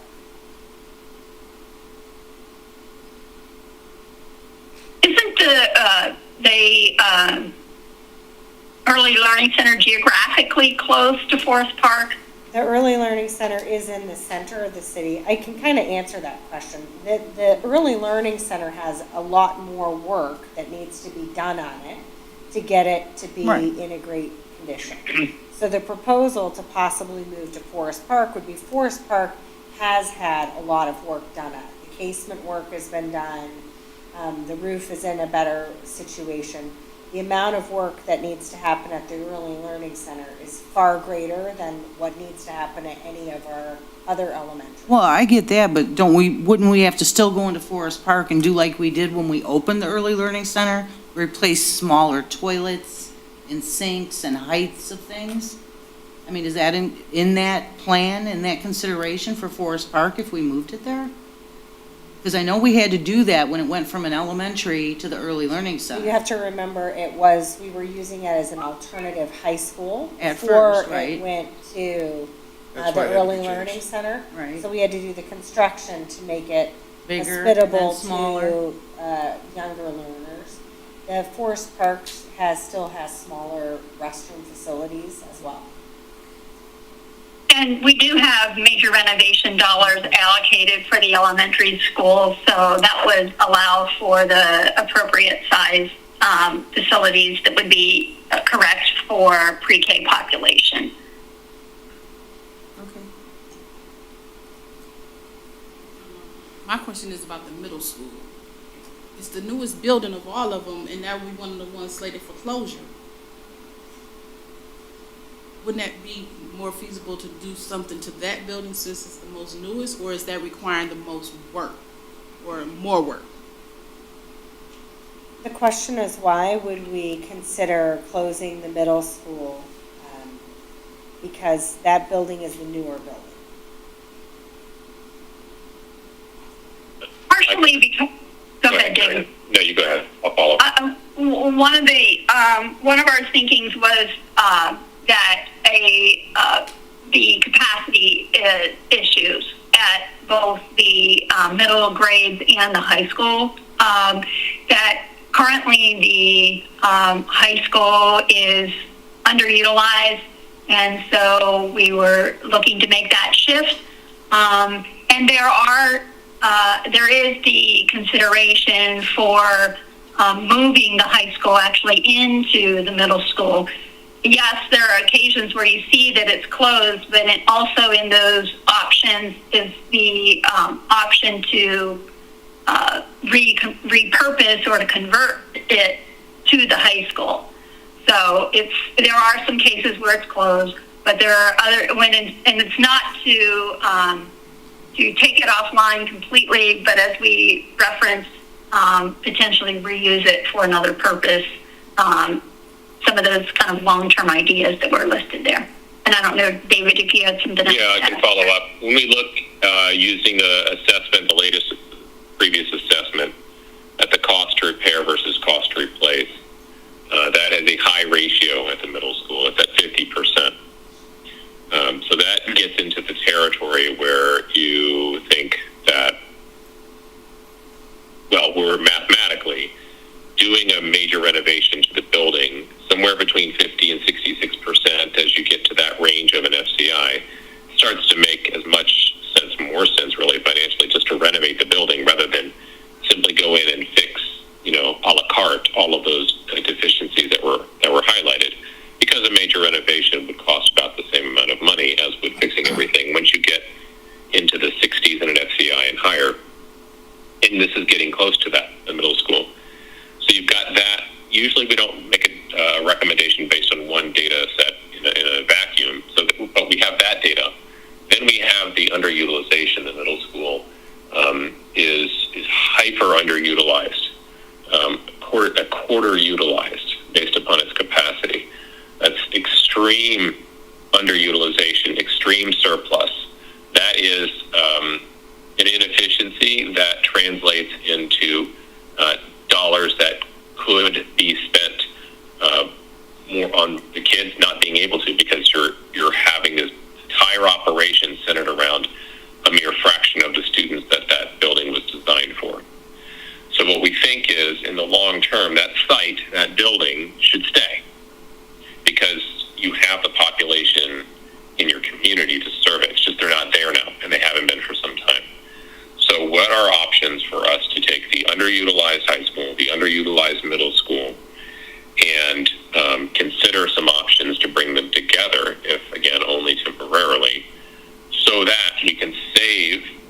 operational dollars that would be spent operating two buildings. And in the short term here, the next several years, take some of those precious bond dollars that really are going to be spent against, plugging items that most folks aren't going to see day to day. It's the stuff behind the walls, it's the roof, it's the HVAC, it's your boilers, it's the water systems, electrical systems, the real pressing needs that for operating building that you're just not going to feel so much day to day, and reallocate those, concentrate those bond dollars in the short term to even magnify that student experience further as you concentrate more kids, more dollars per kids, concentrate those bond dollars on the kids even further. Then the idea is that we will work phase one within your existing bond dollars, and then look at what's that long-term vision that once you've exhausted that 37 million, you can look at a new vision for building from strength and going back, maybe looking at a whole new look at the high school. And now maybe you need that middle school again. So now we can invest in the middle school what we really need because we've grown back. But it's going to take some time. We anticipate doing a plan to service you for no less than 3 up to 5 years in phase one, and then phase two would be in 5 plus 5 years to year 10.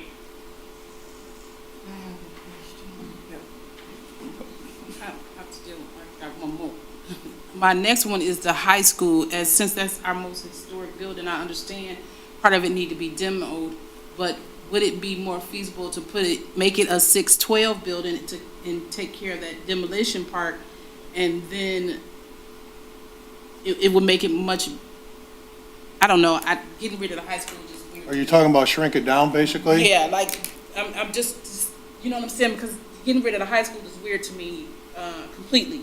I understand the part that needs to go because it's dangerous, but the option for the 612 would seem more, I don't know. I'm good. If I'm understanding what your comment or your question is it possible to keep portions of the high school but right size it for the 612 population rather than renovating the entire? Yes, we could look at that for sure. Yeah. Okay. And that has been discussed, ma'am. We're looking at the potential to take a selective demolition of parts of the high school, looking at options that maybe part of it could be restored over time. But this would be, given the size of the project, as Karian said, 100 million plus, to do everything. This is obviously something that is done one bite at a time. Okay, my question is, professionally speaking, I worked in both high school and middle school, and the mindset of each one of those individuals is it can cause more damage or whatever for them being together. I saw what you had here. You had 6 through 8 and 9 through 12, and then the first one you had was from 6 to 12.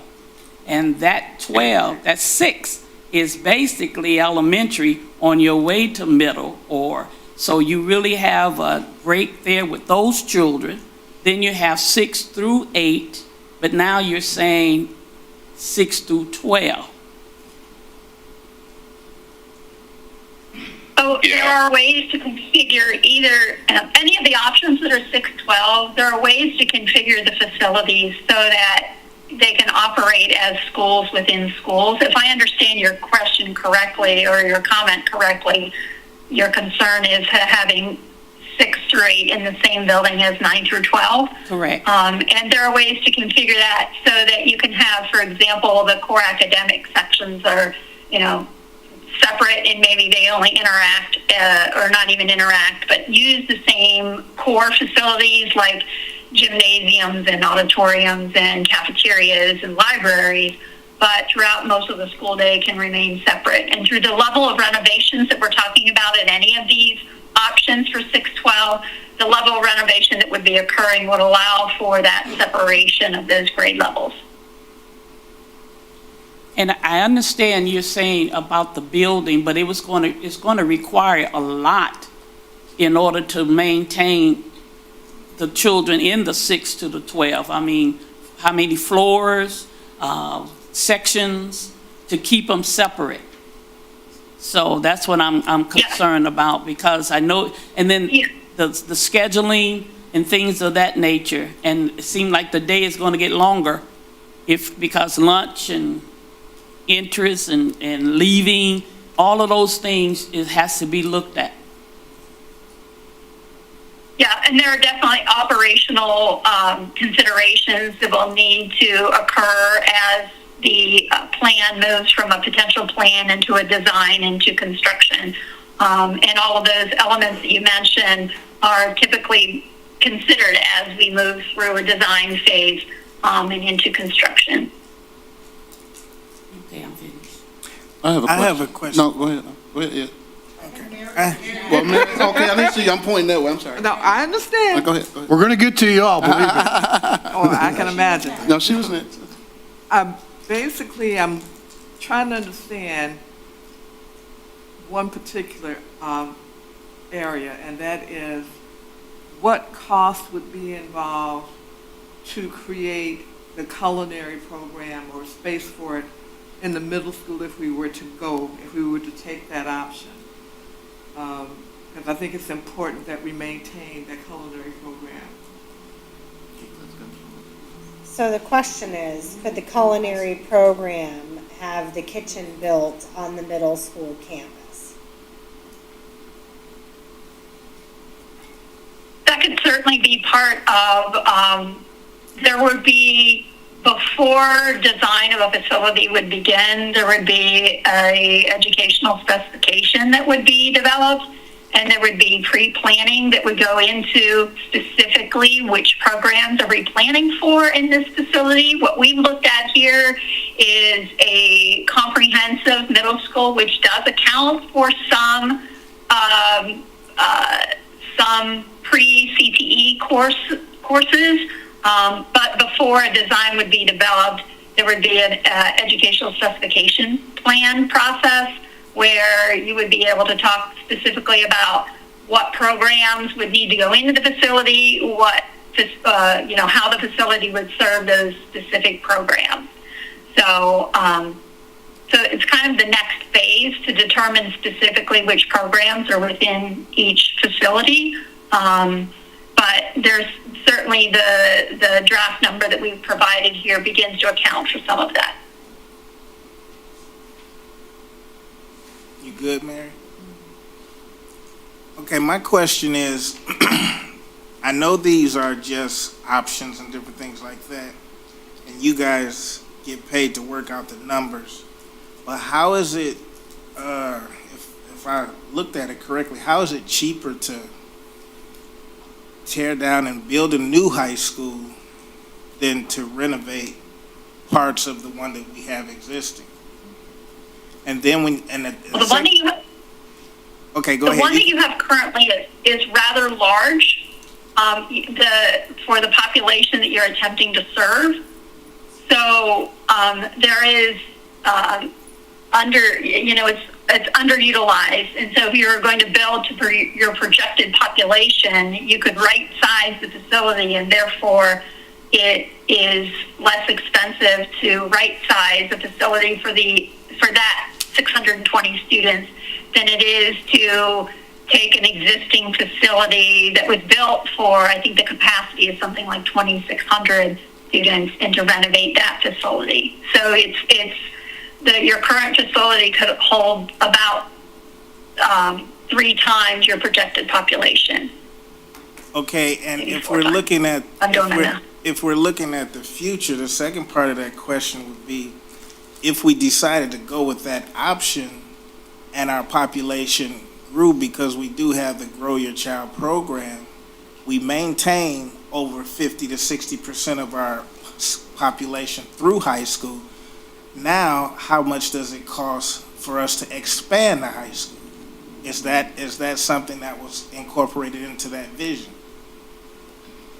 That's not in this cost currently, but we do allow for, there's a 10% growth factor on there. So we have a 620 projected population, and we already have 10% built on top of that for almost 700 students, 682 or something like that.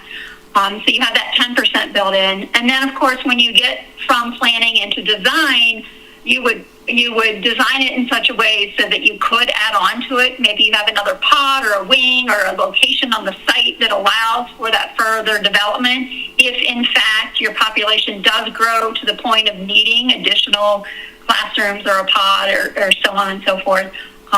So this cost does not include that addition, but you certainly could design and plan your facility to allow for that in the future should you have that wonderful problem to solve. Thank you. Let's have a short question. Uh-huh. Out of the 7 schools, what is our strongest population geographically, age-wise? And that's, I didn't I'm hear the thinking a little question. bit. So the question is there a section of our population that is more, Numbers, I think- younger or older? What's the strongest population? what's the 'cause strongest you- yeah. population? Because you got your 5th graders, your schools are geographically set. We have not run the geographic Oh, you numbers haven't? around our schools. We would have to have a plan, a rough idea of a plan, and then we can put it into like our transportation routing system, and then we'll know more geographically the populations around each school. Just thinking that would help a little bit where we want to. We haven't run those numbers yet because we wanted to talk about, like, we haven't made a decision yet. Okay. So, before we did a lot of work in one direction, we wanted to talk about the plans first with the board. Okay. Thank you. Okay, do I get to go last? Okay.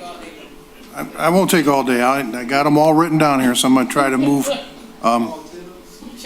where to hear that expeditiously. Expeditiously. Anyways, oh, that was, lean on me. He said expeditiously all the time. Anyways, Addie, 6'8", 912, suggestion. We have a school that's very similar to us, just into Oakland County, Ferndale High School, which was a very large, very highly populated schools like ours was back in the day.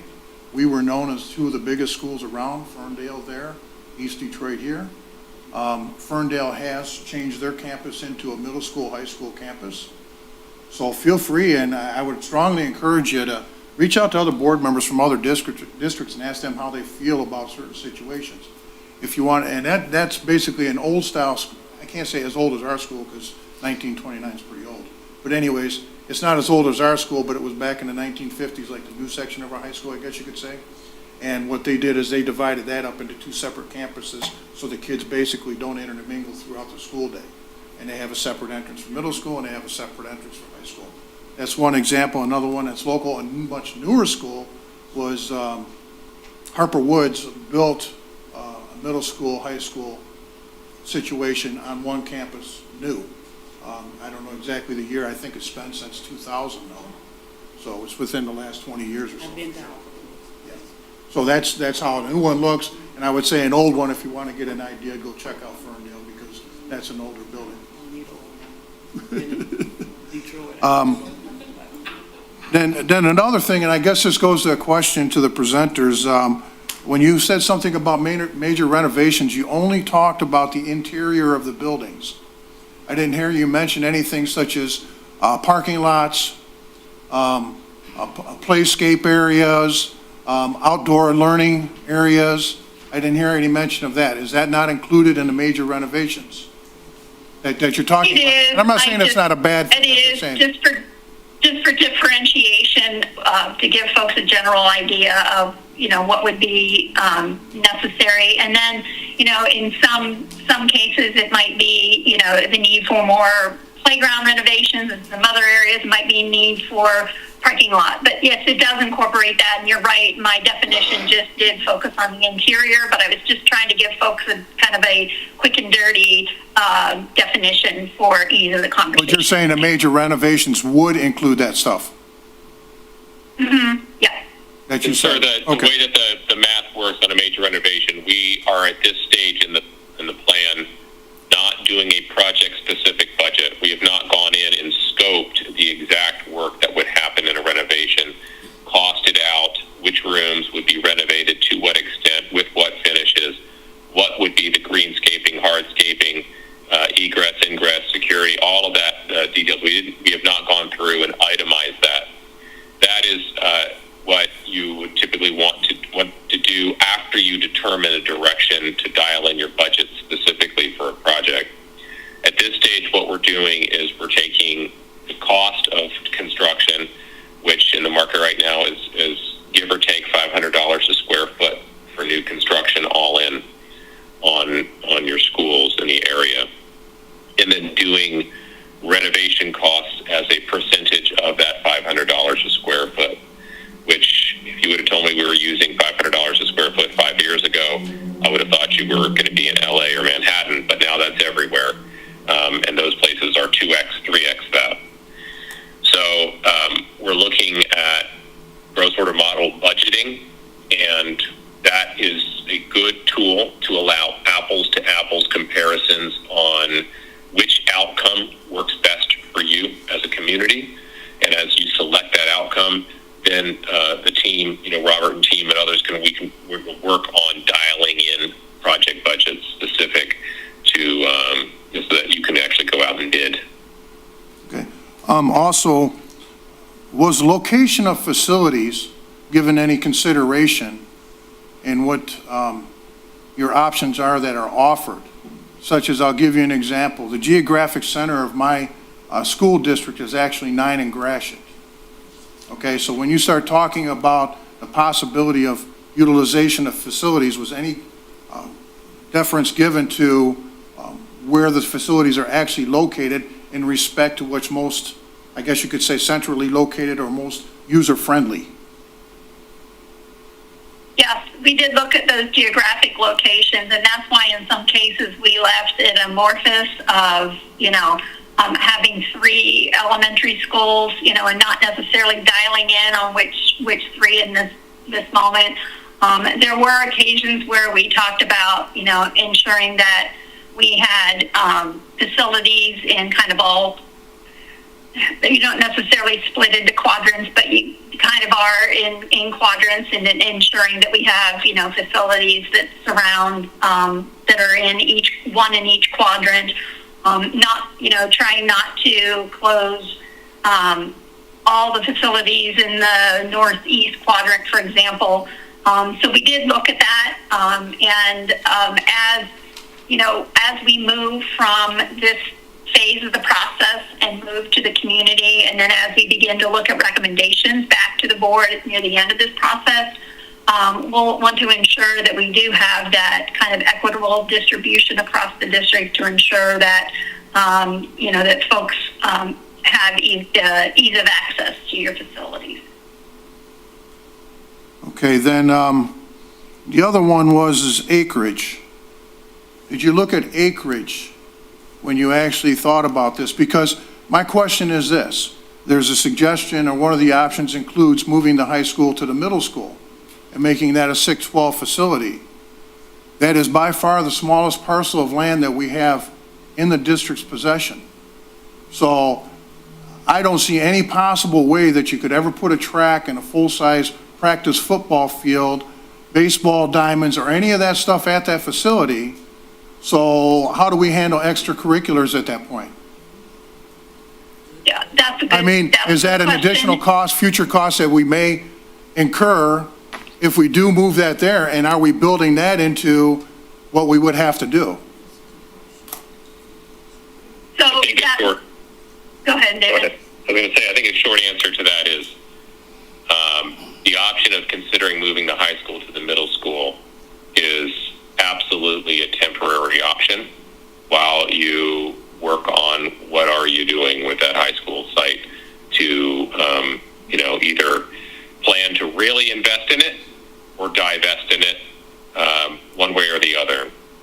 The middle school site is not a long-term solution for your high school. In particularly, it's not a long-term solution for a 612, but it could be a short-term solution, yes, with challenges. Your existing track and existing field at the high school is challenged, to say the least, and it's on its own, and that's has more of a plot than you would have at the middle. So there are benefits and challenges, pros and cons to each of these, and what our intent is going out to the community is to say, look, there's the logical ways to rearrange things to try to achieve this desirable end of concentrating our resources in the next 5 years to really invest more in our kids and our teachers to grow from a position of strength. They have pros and cons. What do you think about those pros and cons? And then we'll come back to you with that feedback. Yes, and then was transportation taken into consideration at all in any of these, and exactly what the transportation would be for the various options? Because I'm sure each option carries a various transportation cost depending on the alignment of the buildings as well, right? So if the high school was at 10 and Kelly, obviously we'd probably be transporting more students than we would be if the high school is at 9 and Gratiot, because that's more centrally located in the community. More people will get there on their own. But when you take into account that our district runs all the way to 8 Mile and Shaner, students getting from 8 Mile to Shaner, and I can be quite honest with you, I see the parking lot at our high school these days as compared to when I was a kid, and there are not nearly as many cars in that high school lot as there used to be. I don't think the kids in my community own cars like they did when I was in high school and could transport themselves to and from school. So I'm just wondering, was transportation costs taken into account in any of these options when you did that, or? We don't figure in transportation costs at this point. We do know that there will be modifications to transportation patterns and costs depending on the options selected, but there's so many variables to that at this phase of planning, we don't incorporate those transportation costs. Well, Sir, I think this is much like the cost estimate paradigm at this stage. We get asked this question a lot because transportation is a challenge and has been to maintain drivers and buses and so forth. I can tell you that an order of magnitude, as we're looking at, for example, changing a configuration from the early learning center, a K2 and a 3-5 and a 6-8, or a 6-7 and an 8-12 to PK5, 6-12, or PK5, 6-8, 9-12. These shrinkings of your portfolio or configurations should inherently provide opportunity for efficiency in your transportation. Okay, and then I noticed as well too, with all of your options, they exceed the current millage or the current bond that we have right now on hand.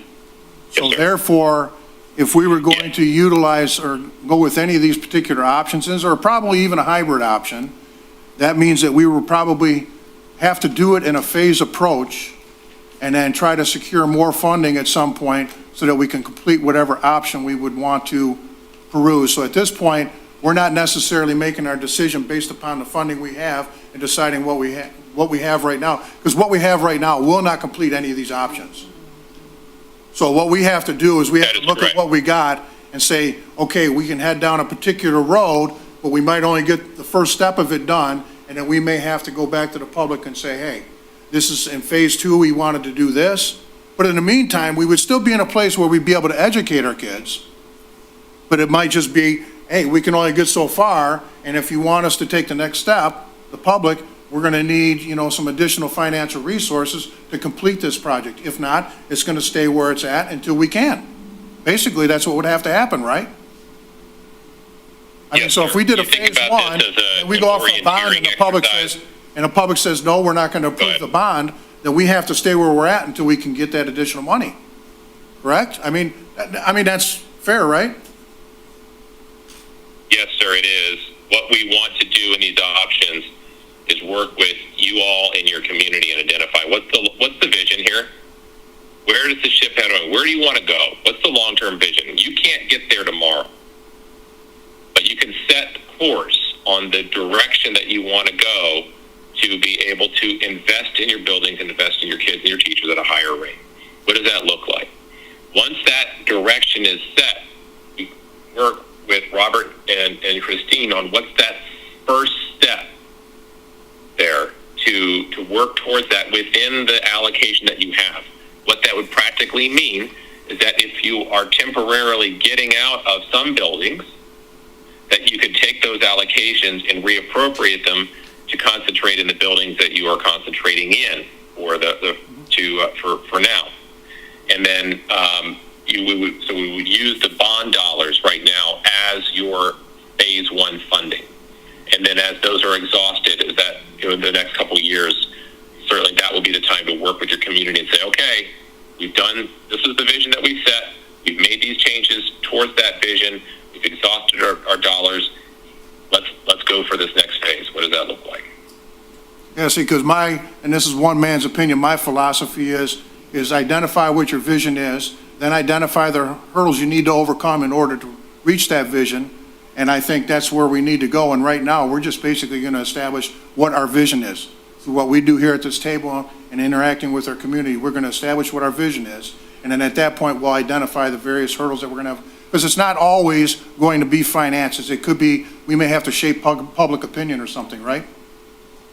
You know, I mean, if we know that it's extremely financially sound for us to do something and necessary for us to do that, to put the finances into the classroom, we may need to shape public opinion in order to move it in that direction so we can accomplish that goal as well, too. So it's not always finances. Sometimes it's public opinion we have to shape, but we have to know what these hurdles are. So I appreciate that. Bottom line is this, and this is why we're doing this, I guess you could say. Additional resources. We're trying to free up additional resources to put in the classroom. That's the whole objective of this, I believe. Bingo. Absolutely. I don't see any necessarily attached to any option, any estimates or anything like that. Is it possible in the future we could get something like that versus the cost of what it is to run our district right now? Comparatively to if we had these facilities arranged like this, what would the cost be to run the district in that format so that we can compare the addition, and we can find out what the additional resources are, because that could make a difference as well too, right? I mean, if we go with one format and we free up $1 million a year, and we go with a different format and we free up $5 million a year to put into the classroom, that's a big difference. And it's something we kind of need to know, right? So is there any way to do that? I don't know if Robert has to get involved with costing that out. You understand what I'm saying, though, right? It's tricky now. Because that's important. I understand what you're saying. Yeah, what we have done with other clients at this stage is work on what is an order of magnitude understanding of the independent cost to operate an elementary, middle, high school, for example. The options on the table for consolidation are early childhood, elementary, middle. So what are the costs that are directly tied to those operations? Teachers move because you still got the kids. It's a matter of moving the teachers, and what are the fixed costs operating, the heating, cooling, cleaning, and sort of the administrative cost fixed to a facility itself by configuration. I have good estimates as to what those are typically across the country in working with clients, but I think suffice to say for now that the costs to operate increase significantly, half to 2x, really, every grade level you go up, early childhood to elementary, elementary to middle, middle to high. So consolidating the middle school is going to save you more than an elementary school, which is more than an early childhood, but it's all real annual dollars that you can reappropriate. We can work with Robert and Christine on what planning numbers make sense for that. Well, And then one thing I just kind of wanted to look into, and this really is just to get it out to the public, is there any way, even though I'm not necessarily a huge fan for it, but there are a couple halfway trusted sites within our community of utilizing the social network in order to solicit input from the public as well too, such as using our district site or maybe using East Point Community site, a site like that to actually put this information out there so people can start to give us information on the social network as to how they feel about various things. That's the thinking behind, we're going to have the community meetings on April 15th. Well, I understand that, but it's tough to get people out, and I see a lot of Yeah. people use social network. Yeah, so, and then the idea would be to then post that link to that survey to wherever you feel is appropriate, on different sites and social apps, whatever you all use as a district, and that link can be reposted in as many different places as you want so that you can get as much input on these options as you feel is appropriate. Okay, thank you. Uh-huh. Anybody else? I exhausted you? Good. I exhausted you. Good. They would just like to hear John Beckelheimer speak. Oh, yeah, we haven't heard from John yet. Yeah, what's up? That he does have a voice. Hey, everybody. He's not just a good beard. He's actually a good participant. All right, thank you so much. He's a lot of Ted. the numbers behind this too, helping out a lot. So. Thank you, Carrie Ann, John, and David. We appreciate your time and your flexibility with our technological challenges this evening. Absolutely, our pleasure to be here. Thank you, everyone. See you in April. Thank you all. Have a good Thank you. evening. Okay, next item is recommendation for approval, contract for asbestos abatement, summer 24. I almost moved this ahead of the other one just so we could knock it out and then get to the last one, but I'm sorry. Good evening. I didn't want to confuse the issue. Good evening. Before you is a recommendation for asbestos abatement contract for this summer 2024's work. So in order to get ready to do the work in our 4 elementary schools and a little bit of work underneath the pool area in the high school, we need to get the area abated because we're going to be pulling out HVAC units, the unit ventilators in the elementaries, and putting new ones in there. So sometimes that piping that's in there is covered with asbestos wrap. So we have to remediate that. Under the pool at the high school, there's a lot of pipes, a lot of the elbows may be asbestos. So we have to get those tested. So we put out a bid in February. We got 5 companies to respond.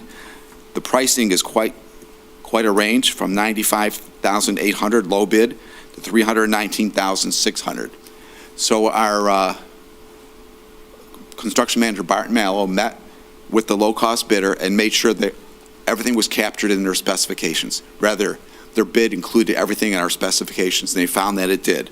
So they went ahead and are recommending that we go with Global Green Services Group, the low-cost bidder at $95,800, and we would like to add a $25,000 contingency just in case there's some work that's behind the walls that they didn't anticipate in this original estimate.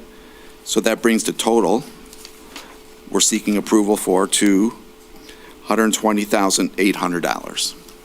Coming from? This would be bond funds. Okay. Yep. I just have a question.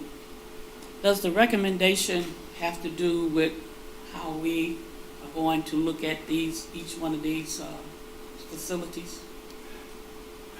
So in this scenario right here, this would be assuming we're keeping the 4 elementary buildings. If something changes before then, we would reduce the scope. Like for instance, if we go with a 3 elementary scenario, then we would pull that out of the scope because it's all priced out by building. So what you're saying is if we approved it, we approved for the scope as it is, but we can change that scope if we need to? Yes. Okay. I did have a question, I think. It was just answered.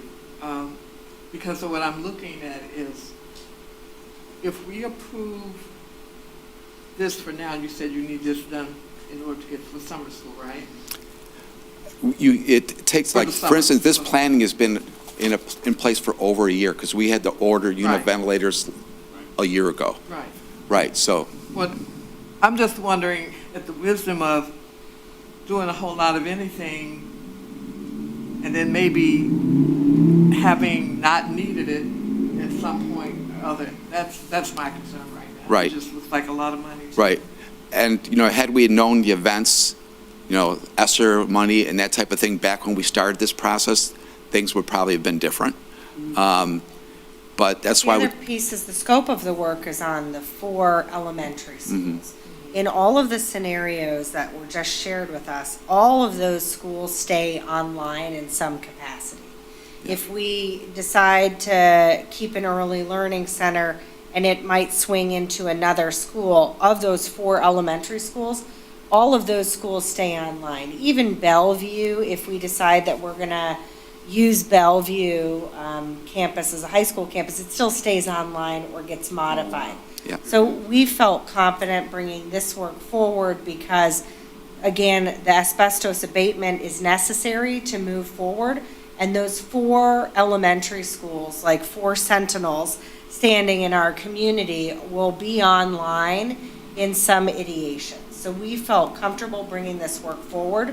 We have suspended work that was planned for the Early Learning Center and pulled some of that work offline because that facility had that 70% FCI rate, which they said that we should be replacing that program school if we wanted to do that versus continue to invest in it. So this is work for the 4 elementaries. So I want to be clear that those 4 schools and all of those plans somehow stay online. They may get adapted, but they stay online. Well, I need a question then. So if we go to sell any one of those schools and they do an inspection and find it, we would still have to pay for it? We would still have to have the asbestos abatement done, So even why if we would took we them wait on off. the 4? We wouldn't wait. Right. We're not gonna wait. Okay, That's why we're okay. bringing forward the abatement this evening. I want to go, What about the high school? The high school is not part of the fantastic facility. These would be the tough conversations that we would have to continue to have if we chose to explore a different campus option for that high school. I'm going to attempt to ask this question then, because you opened up the door with the pool. How much asbestos, or from a percentage standpoint, that you're going to pull from up under the pool? If you don't get it all, you'll get some out. And I know you're going in there to take a lot of asbestos from under there, correct? can you start over again? I The didn't catch pipes, that. the pipes, pipes. so the question is about how much work needs to be done at the pool. And basically, all of the old pool ductwork that was built when the pool was put in is all wrapped in asbestos. And so every pipe underneath the pool is part of that work. Yeah, that's what I'm saying. I don't think you're going to get it all, but you're going to get some of it. Well, they're going to have to take it all You out. have to get it all. They're going to get They it have all? to You're going to take get it it all? all. Okay. They're going to Yes. touch, Good, good, good. replace the tubing, or like scenarios, you put like a liner inside the pipes instead of replacing the pipes. That's also common. You can't disturb this. Anything that you might disturb asbestos, you got to remove it. Okay. So, Okay, thank you. yeah. All right, so then I have an, I'm so sorry. I know we gotta go, but, so what if we decide we're not doing the pool and we're just gonna tear that part of the building down, so we just spent all that money on that? We would hopefully have that decision before the summertime, Okay. and we would not do that part of the scope of the And project. will that be part of our community talk? Yeah, it could be. Yeah? It could be. We have to return the money that was given to us to repair the pool if we ended up saying, oh, we're gonna tear that part down. You know what I'm saying? Because that money was given to repair the pool. So I don't know the answer to that piece. that's why the pool is an individual, Pool is a serious hot conversation, topic, yes. because it is the only community pool. So there is a lot, there is more than one conversation that has to occur regarding this very large high school campus. And there are parts of the high school, again, there's no decision that has been made, but there's definitely a conversation that has to occur because we are not using this very large campus. And really that first decision that Wolpert just presented to us. And what we decide to do with our secondary campus, it will impact all of the other decisions that we have to make. So I don't think anybody would advocate for closing, like, that is a beautiful gym facility, right? And it is one of a kind in this area. There are many other facets to the high school campus that we would never, by today's standards and with today's building construction, ever be able to replicate. And so these are the conversations that we need to have as a community about what we're going to do with that high school campus.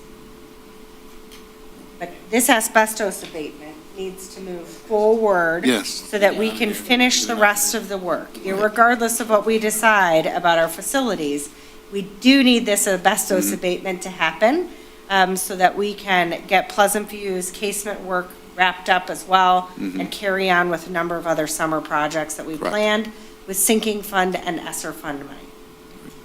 That's for a recommendation. I just want to kind of clarify for everybody here that might not understand.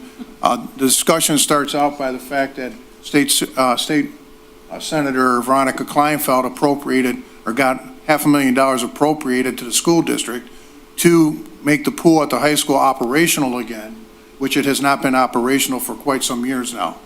And so that's where the discussion starts, is we have that money that's appropriated and can only be used for the pool, and that's it.